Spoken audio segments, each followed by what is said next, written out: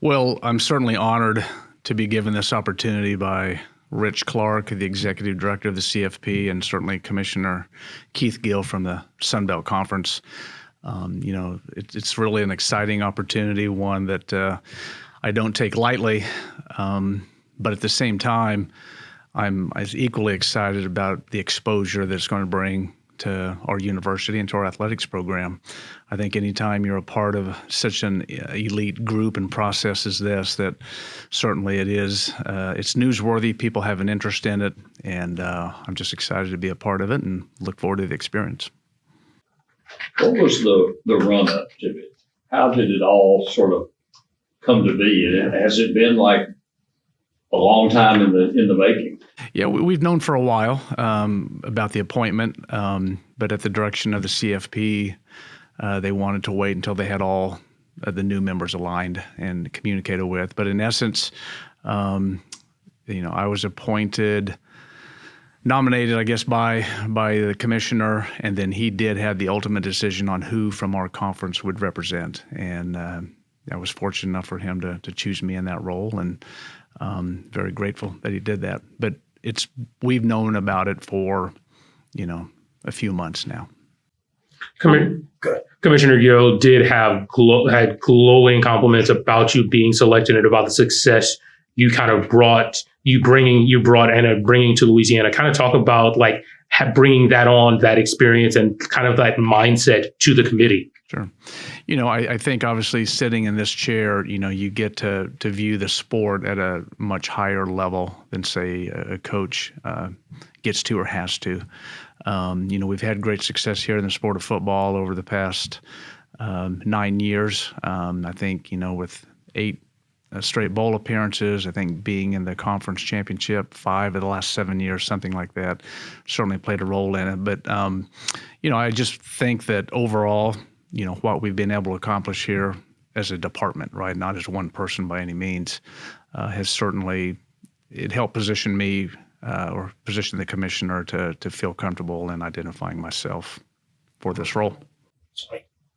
A question kind of went along with Kraski's is, what kind of perspective do you bring to the CFP with your experience here in the Sun Belt? Yeah, I think first and foremost, I'm going to go into this process knowing that I have things to learn about it. Right. I think that it's going to require an analysis of the game that I probably normally don't do, whether that's looking at specific sets of data, different analyses, things of that nature. I'm also going to be very interested in just being in that room with the 12 other members and hearing that perspective about what they think and what goes into the ultimate CFP rankings.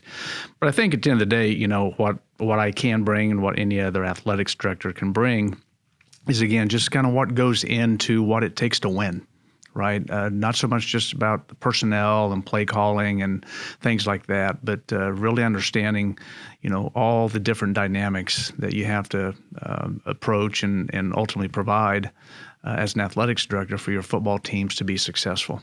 Certainly I'm going to have to, dive into the numbers a lot more than I normally would, but I do think that, several of the other committee members are going to help be able to foster that and, help those of us who maybe don't live in that space as much get more into it.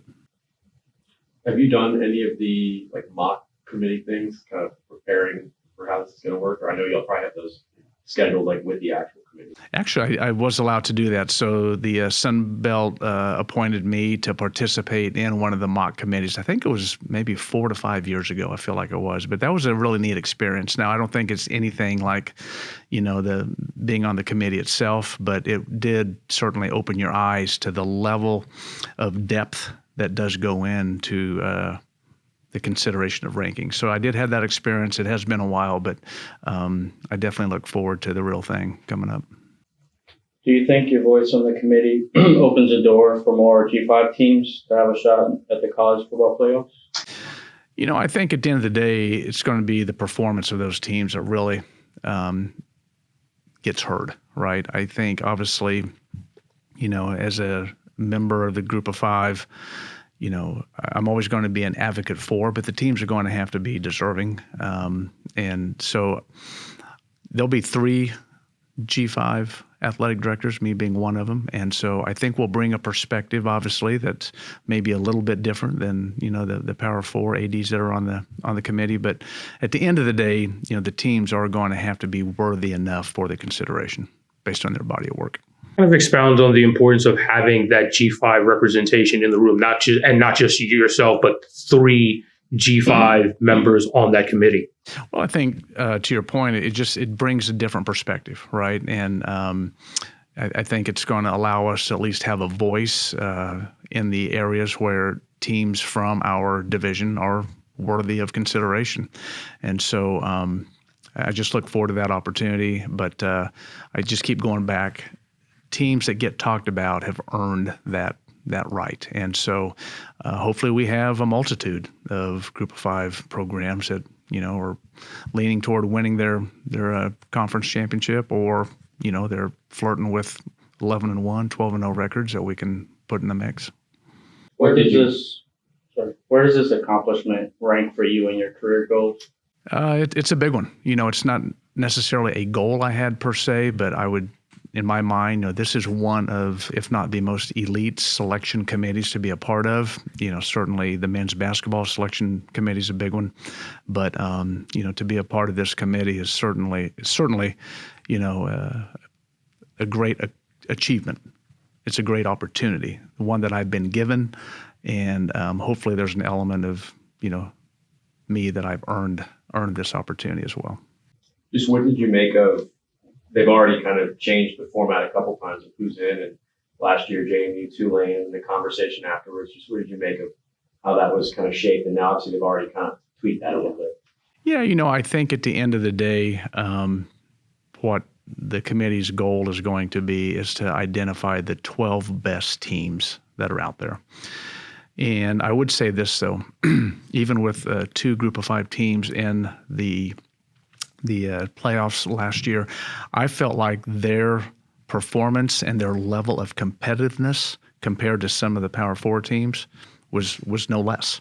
And so I don't stand by the argument that, those teams can't compete the same, because when you look at the point differential between some of the Power 4 teams that played each other, the Group of 5 teams perform better in some of those areas. So I just think it's I go back to, the 12 most worthy teams, and I just look forward to seeing, what Group of 5 teams, can be in that mix. And I would sure love for the Cajuns to be a part of that conversation.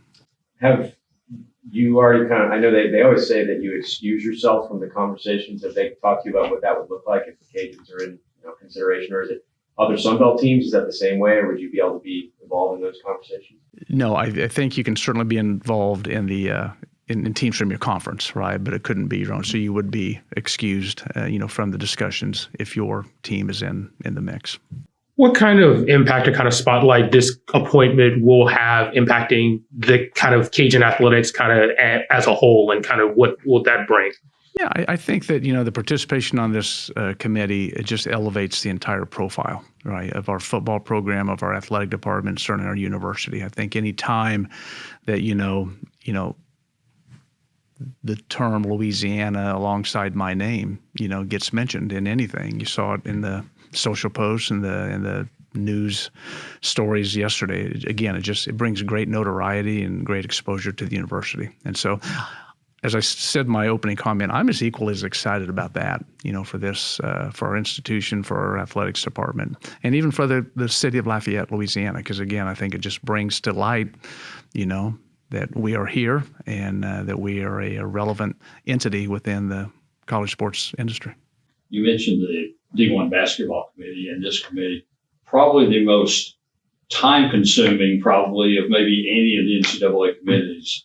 Obviously, you're prepared to devote the time and the effort to put into this. Oh, absolutely. I think that at the end of the day, I'm surrounded by really good people here that, in any of my absences, a multitude of people can step in and, provide coverage or do whatever, would need to be done, even if I were here. So not worried about that by any means, but I have been told that it is a time-consuming commitment, but one that is rewarding and one that, you'll never forget as a part of your career.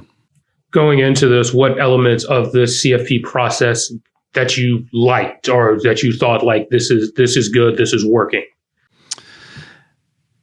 I think certainly I feel like the ranking aspect is good. When they start the ranking in early November, I feel like, right now I'm not a opponent of the 12-team setup, but at the same time, I do see some merit. Like if we were to jump to 16 teams, I think that makes some sense as well. So I think the number of teams in that 12 to 16 space makes sense.